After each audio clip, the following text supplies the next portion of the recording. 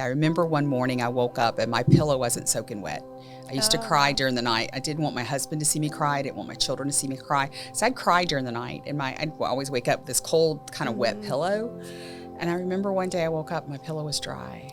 And it was just such a sense of victory. It's like, wow, I didn't cry during the night last night.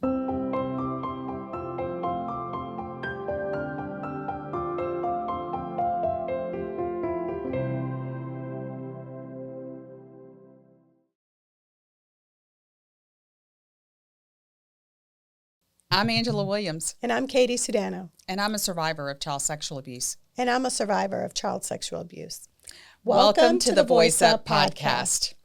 We're so glad that you've joined us today. The Voice Up Podcast is really all about breaking the silence and the cycle of child sexual abuse and giving a voice to the voiceless, because this issue is very taboo, it's stigmatized, it's difficult for a lot of people to talk about. So we feel like providing a platform for awareness, for survivors to share, for us to share, to give you prevention information, healing information. All of this is just critical to helping people heal and preventing it. Right, Katie? Yep. And today I am so excited because we're going to be talking about healing. And this is another resource, a book that Angela put her heart and soul in. It's called Pathway to Healing. And this is loaded with great tools and tips for survivors who are going through the healing process. Angela, you want to tell us a little bit more what's in there? Yeah. So I have, over the last 20 plus years, worked with survivors, myself being a survivor, myself finding it very difficult to heal. It was kind of, and I tell people that you don't really heal in a continuum. It's kind of like the stock market. It's kind of up and down, up and down. You have good days, you have bad days. But you want to see that trajectory of going up, of healing, of getting to that place of peace, where you're not tormented. And, you know, it's one thing to say, I'm a survivor of sexual abuse, but the stories are so horrific and they're so different of who the perpetrator was, how long the abuse happened, whether it was within the family or whether it was commercial exploitation, whether, you know, the victim was filmed or survivor was filmed. Or trafficked. Filmed in pornography or trafficked. So the stories are all so heartbreaking. And I've dealt with survivors, I don't even know the count, but a lot, probably thousands at this point. And I felt very passionate to write Pathway to Healing, and feel very passionate to offer it as a resource for free on our website at voiceupforyou.com. And we'll also going to put the link in the podcast today. But I really want to start by saying, and Katie, please chime in, because we've both been on this healing journey for a long time. Yes, but to really start by saying it starts with breaking your silence. This pathway to healing, to get on this pathway, we tend to want to suppress and push it down. And I say it's like holding a beach ball underwater all the time. And that takes a lot of energy, right? It does. Yeah, it sure does. And I think people disclose it when they're ready, but sometimes they disclose it because they have to, because they're going to die. Or explode. Explode. Yeah. And I think that there's a tremendous amount of fear around disclosing it. Finding a safe person to disclose to. And oftentimes that's not our family. Yeah. Because we know 93% of the time it's someone the child knows, loves, and trusts. So guess what? That's going to be a family member. That's going to be a next door neighbor. That's going to be a trusted family friend. Yeah. It's going to be someone that's integrated into the child's life. And a lot of times the abusers will tell them that nobody's going to believe you. Yes. Because they're usually liked. And in my case, my stepfather put so much fear in my life that he would kill my stepmother if I ever told. So I had that hanging over my head. If you ever open your mouth, she'll be dead. Yeah. And that's a lot to carry for a child. Yeah, for sure. You felt you needed to protect your mom. I was told that if I told, my mom would lose everything, and we'd be without. We wouldn't have a house, or because he would have to go away, and we would lose our everything. So that's a pretty heavy burden for a child to carry. Yeah, same thing. You feel the need to protect. But we've heard lots of survivors' stories, and it's all along the same thread. There's a thread. Yeah, and it's a continuum of the severity, the length of it, the amount of, physical abuse involved, and the amount of torment and torture, and it is on a continuum, but it's all horrific, and it's all something that we have to address, and we have to address as a community. I say that our society wants survivors to go behind closed doors an hour a week and heal with a therapist, right? Yeah. That's all they want to hear. They don't want to hear about it. You go behind closed doors, and my philosophy is we have to heal in community. We have to. There's so many facets of methods of abuse. Not methods, that's not the right word. Ways in which the victim, I'll call them victims at this point, are abused, that you can't just sit behind closed doors and talk to a therapist because it involves trust. It involves, or the lack of trust, guilt and shame and feeling dirty. And sexual abuse is really, I think it's even harder to heal from. And I don't want to say that because you can heal from it, but I think it's harder because of all those different facets of abuse that come along with it. And the abuse happens in isolation, so it's very difficult to heal in isolation. So in my book, Pathway to Healing, which I'm going to kind of keep showing you the cover because I really want you to take advantage of this resource and download it for free. And if you're not a survivor, give it to a friend who is, help someone else. But I really talk in the book about don't start the journey alone. Like don't jump on this path, like jump on the path, but know that you don't have to be alone. Yeah. So find, a trusted friend, a pastor. I think another point in the book that I really talk a lot about is that we lose our identity and our value in the abuse. And so we've really got to reclaim that value. And I walk, as you do, in a very strong faith in Jesus Christ. And I had to learn who I was in Christ and not who the abuse said I was. So the abuse said I was dirty. God says I'm the apple of his eye and I'm beautiful. The abuse said that I am not worthy, where God says I have a great value. So I had to do a lot of reprogramming my mind based on biblical truths and not based on the lie of the enemy that the abuse brought to me. Yeah. How about you? Did you suffer with a lot of those thoughts? I still do. It Oh. happened last week. Yeah. It's definitely an ongoing process, but it's much easier to recognize and to use the tools that I've been taught when those thoughts come to mind. Mm-hmm. You have to keep on reminding yourself that you are the daughter of the most precious King. And I think that there's so much power in you hold the secret inside, and the secret's like in darkness. But when you reveal it, when you get it out, God says in his word, anything that's revealed becomes light. So you shed light on that darkness, and it just releases all of that pain when you begin to share and begin to know that I'm not alone. I'm not the only one that's experienced this. And hopefully our podcast reaches survivors that they will know that you're not alone, that we understand and we've walked it. And the more of these conversations that we can have, the more we can help people be more comfortable to seek healing. Yeah, for sure. And to seek the right type of people to disclose to talk to lean on when these thoughts come up. I'm fortunate that I have a large family and they know me so well that they recognize when I'm starting to spiral down. And this, like I said, it happened last week. And I asked one of my daughters, Victoria, whose Bible is very biblical and Grounded knows a in her lot. faith. She's grounded in her faith.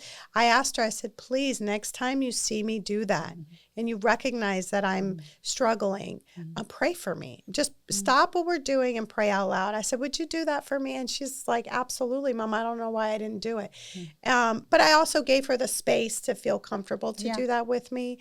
And so for that, I'm fortunate. But my point is that hopefully you guys will be able to find that group of people that will be completely open and honest when you're in that space to kind of shake you up lovingly and say, hey, we need to Well, you can't see the forest from the trees. Sometimes when you're depressed or you're sick or the enemy will come in and attack you at those times when he knows you're the weakest and you can't fight. And then you kind of spiral before you know it's like, hey, I have got to get help. I've got to get a lifeline. Yeah. But also I feel like when we are fighting anxiety and we're fighting depression, it takes a lot of energy. It does. You know, You need and so help the for the sure. only Can't do it by power that I have that I lean on is my power of prayer. And I just want to encourage those that are listening is pray believing that God hears you. He loves you so much. Like he hears you, and believe for that answer. Like I prayed for you yesterday and I believed. I was like, God, you have got to touch her and you've got to heal her. Whatever's going on, you've got to remove it. And Well, it worked. yeah, power of prayer. Power of prayer. But people say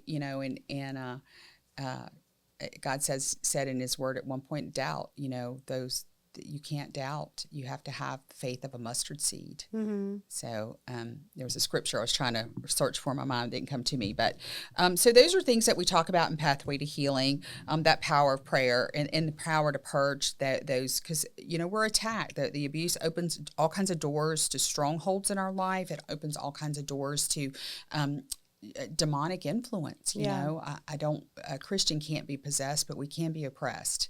And so there's a lot of oppression that comes with sexual abuse. And of course, those that don't know or don't have a relationship with Christ, then they can be possessed. They can be. And that's pretty devastating. And you can't fight that alone. You just can't. Yeah. You've got to have good, faith-filled people to come alongside you that know the power of prayer, know the power of freedom that comes with a relationship. I want to bring up you know who I'm going to talk about. We had a patient a couple months ago who came in.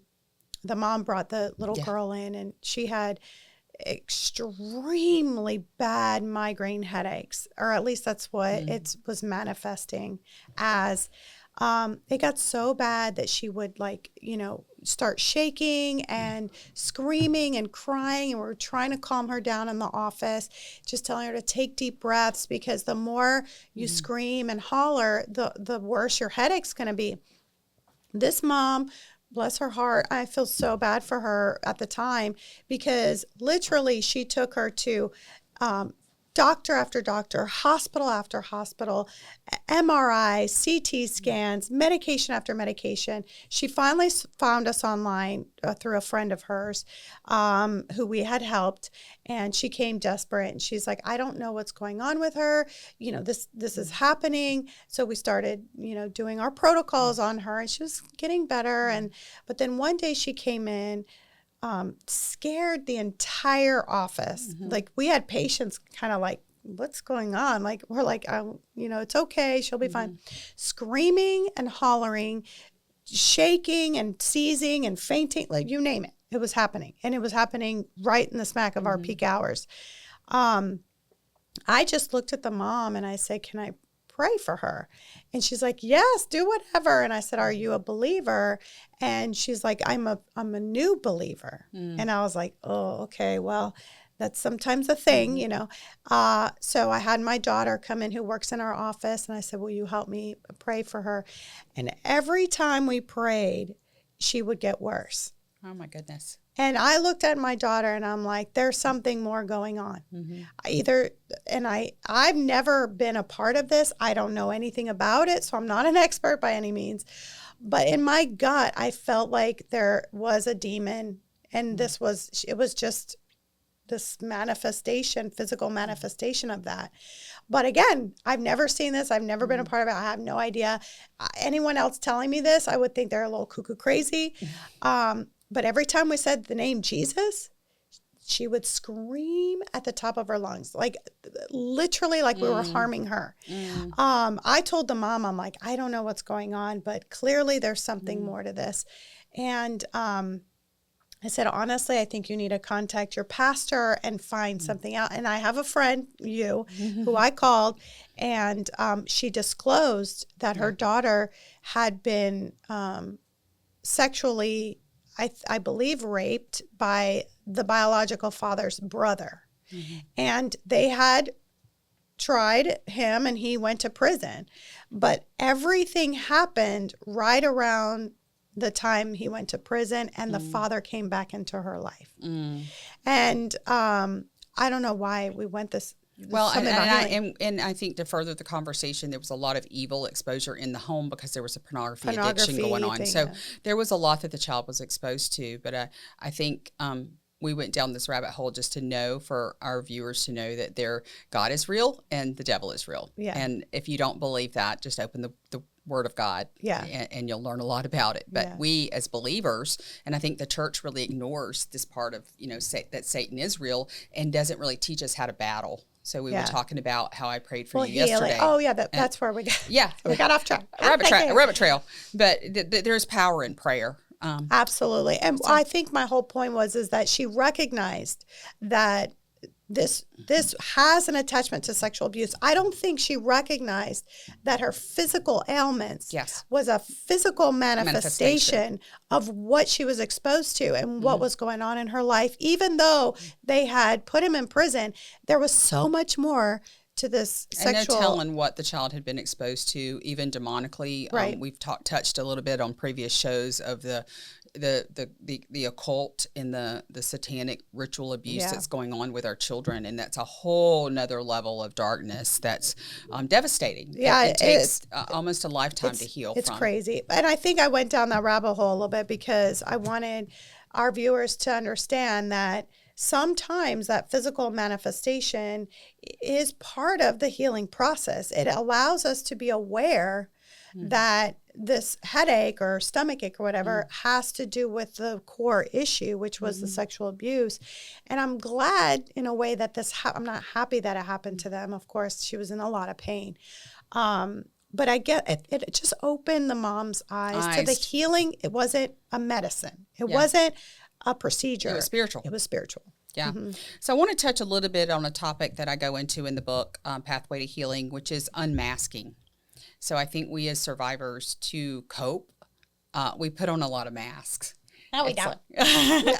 I'm all good. I got it all together. Nothing ever happened to me. No trauma here. I'm laughing because I was so me. And you know it because that's how you met me. Yeah, I did too. I had the mask of perfection. I was on the performance wheel. I was very much a people pleaser. That's how I wanted to earn my value. And now I've learned that I have one person to please. I serve an audience of one, and it's very freeing to know that I line my decisions up and I line my day up based on him and what pleases him, and asking constantly to what pleases him in my decisions and my direction, what pleases him and not what pleases people, because we can't please people, right? Yeah. the bar is constantly moving. Why do we put those masks on? Fear, I think, is the big reason. If they really knew me, if they really knew what I had gone through, if they really knew the thoughts and, I've had horrible thoughts that as a result of my sexual abuse, my physical abuse, my emotional abuse, it's all gulped into, it's not one abuse. It's kind of those facets. The facets that you were talking about. So I think a lot of it is fear and wanting to hide. Just hide. And until we start peeling off those masks one at a time and start living in the identity of who we are in Jesus Christ, that we can truly start healing. So I think masking is a big deal, and we have a great chapter in here on it. And I want to talk about one thing that comes with being a survivor is unhealthy behaviors. We tend to indulge in things that numb our pain. So be it substance abuse, alcohol abuse, eating disorders, relational issues. We have boundary issues. So there's a lot of problems. I think until you identify those issues in your life, and there again, I had to really take inventory of my life. What in my life is not pleasing to God? And destroying this body, this temple of God, obviously, it is not pleasing to God. Yeah. So I really self-sabotage is another one. Self-sabotage is a good one that we don't really talk about a lot. I think you were involved in a little bit of that this week, weren't you? A little self-sabotage. Maybe. I don't know what you're talking about. That's actually been a huge issue in my life, is self-sabotaging. Thinking that I'm not deserving, I'm not good enough, or I'll just be transparent. Last week, I literally said, I'm not meant to be on camera. I just don't need to be. I'll be in the background. I'll help. Angela knows everything. She's the expert. Right. But that's what I was thinking. But I said it in a way, not of being jealous, But like I was Oh. so confused because I was like, yeah, I don't need to be on camera. I'll do all the behind the scenes stuff, the marketing background stuff, and then I'll let her talk and do everything. So friends, comment in our comments how much you love Katie, because I really don't want to do this by myself. It's a tough enough issue that I don't want to be sitting is at this tough. table alone. It is tough, and I started self-sabotaging. I think I didn't recognize that in the moment. It started off as I'm going to just shine the light on her because she's better and she's this in a loving way. And then it turned into, well, I'm not good enough anyways. And and then you asked me a question. Are you sure you're not getting, and I'm like, no. And I totally lied. I was totally lied to me? Yeah, absolutely lied. So just to let you guys know, all I could do was say, okay, God, this is in your hands. I have prayed and I'm going to leave it at your feet. So yeah, we made a pact that in the future, when we know that something might be stirring up or happening, that we'll just pray for each other. Yeah. Because that's honestly, the minute you prayed, it all came to light. Yeah. It's like the prayer kind of shook me up and said, wait, what the heck are you talking about? And then I recognized exactly what was going on. And not only was I self-sabotaging, lying, having these thoughts that I'm not worthy and I'm not deserving, but I was also attacked physically. Yes. And the moment you prayed for me, it was crazy. I've never experienced such a dramatic change of thought pattern, of clarity, and a physical goneness. What do you call that? Goneness. I know that's not a word, but it was deliverance. Just like Let's call it deliverance. Okay, deliverance. I was delivered. Was it yesterday? It was yesterday. Seems like a month ago already. It was so crazy. Yeah. So thank you for and that. perfect health today. So Yeah, for I you mean, guys, for our friends out there, just please pray for us. This is the trenches. It is. The enemy does not want this information out there, does not want us talking about sexual abuse or helping survivors heal. I know. So And just you talk please. about attacks all the time. I do. I do kind of an eye roll. I I'm do. like, oh, I kind of get excited now. It's like, oh, I'm really getting attacked. Something big's about to happen. Like, there's There's a big attack on me right now. Like, okay, and I just start praying and binding and calling my prayer warriors and well, it's real, guys. It's real. It's real. But in the name of Jesus, I rebuke. So any attacks, going back to our self-destructive behaviors, but self-sabotage is definitely one. I really want to point out too that that so many survivors self-harm. Like the cutting, and I was bulimic. I would gorge myself and throw up. So there's a lot of self-harm that comes with it. So really start addressing those issues, because you can't heal them until they come out into the light, until you recognize, okay, I'm drinking 4 glasses of wine a night. I'm all the unhealthy behaviors that you're numbing your pain and you're not being healthy. And it's nothing against alcohol, but you got to look at your life and what is keeping you from being your best. And I think, speaking of self-harm, it's crazy because in my experience, I can't talk for anyone else, but it was very strong where I knew what I was doing. Yeah. I knew, even though I didn't have a psychology degree or I wasn't in the trenches. I was young. I was a young adult. I knew there was always something within me that knew exactly what I was doing, but it was a sense of I didn't care. Yeah. I didn't care because who cares about me? Right.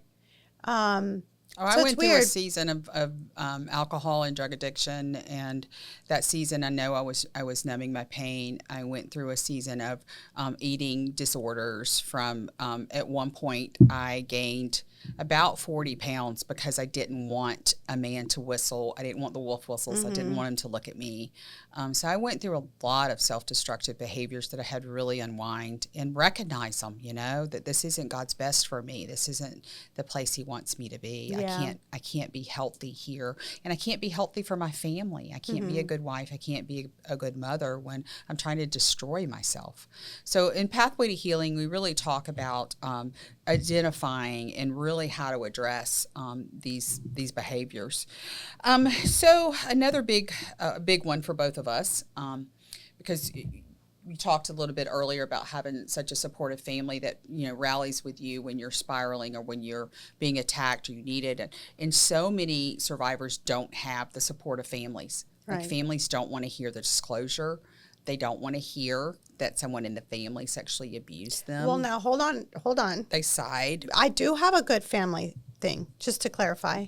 No. But my extended family, on the other hand, is what you're talking about. So I do understand Those dynamics. those two dynamics.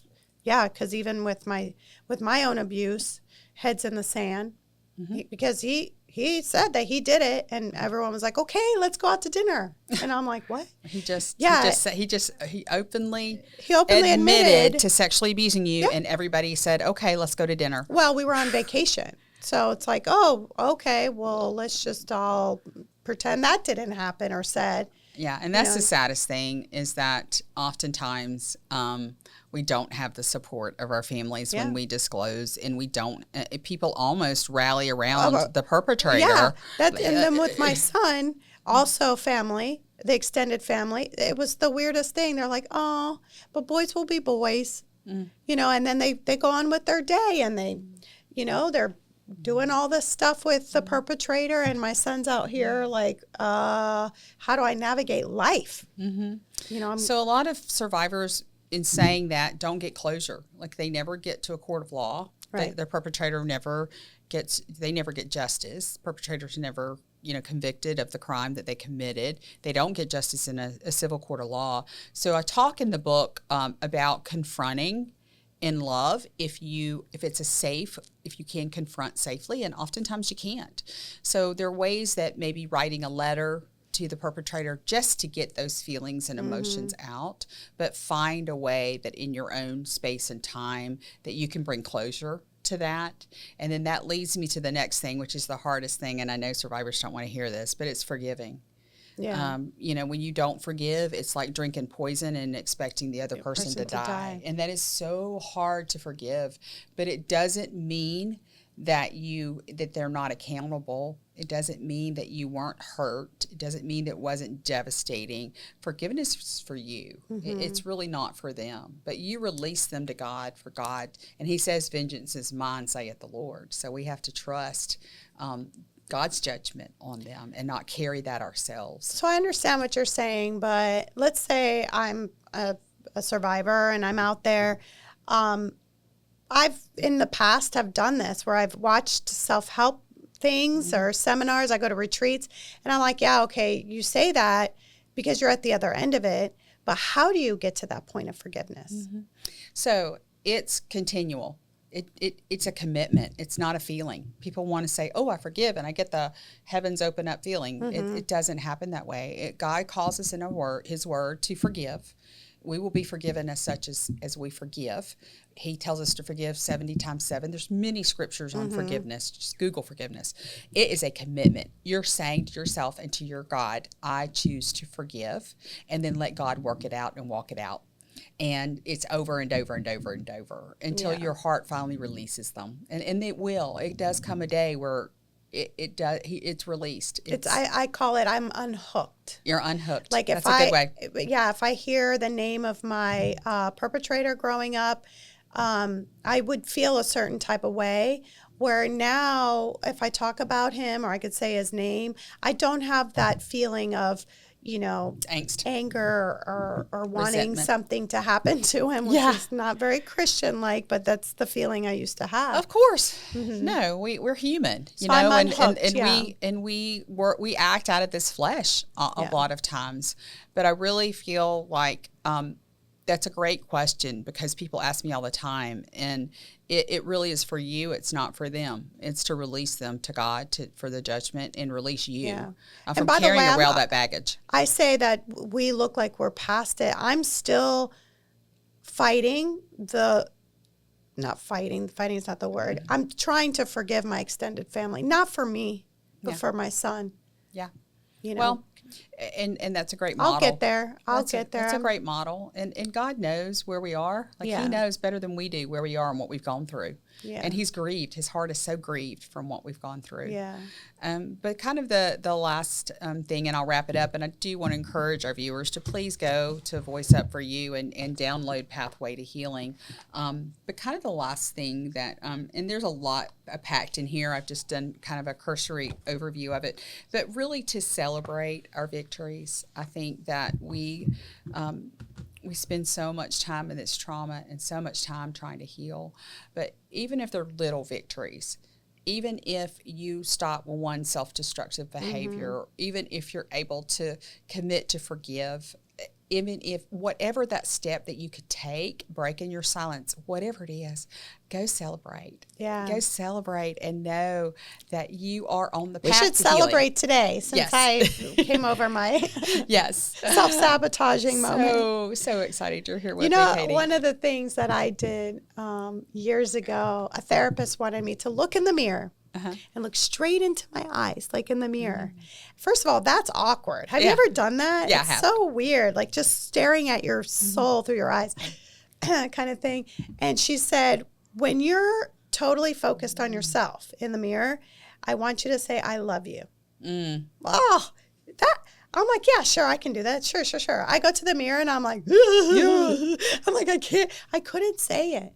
I know we learn not to like ourselves because of the abuse, and I had to do that too. I started with a lot of affirmations on my mirror, and I would use all the names that God gives me in His Word, and then I would just encourage myself to get to the place where I could look in the mirror and say I love you. And, Well, I couldn't say it. I couldn't say it, and I kept trying it, and then I finally said it. But then it was like, I felt like I was lying to myself. Okay. So, but then, You but say like it till you you believe said, it. You say it till Fake you it till you believe make it. Well, I wasn't understand not what you're faking, saying. but yeah. But I remember when I first said I love you, even though I didn't feel like what I was saying was true, but I had a sense of victory in that. And so I just wanted to comment that to celebrate those little victories, Yeah. because as dumb as it sounds to go into the mirror and say I love you, like how crazy is that? But it was such a huge step for me. Well, the greatest commandment Yeah. God gives us is love your God and with all your heart, mind, and soul, and love your neighbor as yourself. So we can't really even love anybody else until we love ourselves. Find love for ourselves. Yeah. So with that, I think that's a good place to close out this this show. No, well, not yet. I want to know what your voice of inspiration is, because you asked me last time. So I it's your turn. did. My voice of inspiration is don't give up on your healing. Know that every day that you get up, that there is hope and there is promise and there is expectation. So don't give up.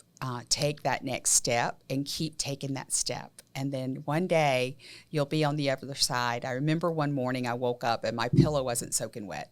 I used to cry during the night. I didn't want my husband to see me cry. I didn't want my children to see me cry. So I'd cry during the night, and I'd always wake up with this cold, kind of wet pillow. And I remember one day I woke up and my pillow was dry. And it was just such a sense of victory. It's like, wow, I didn't cry during the night last night. So that's my voice of inspiration is don't give up on your beautiful. healing and your hope. Thank you. Thank you.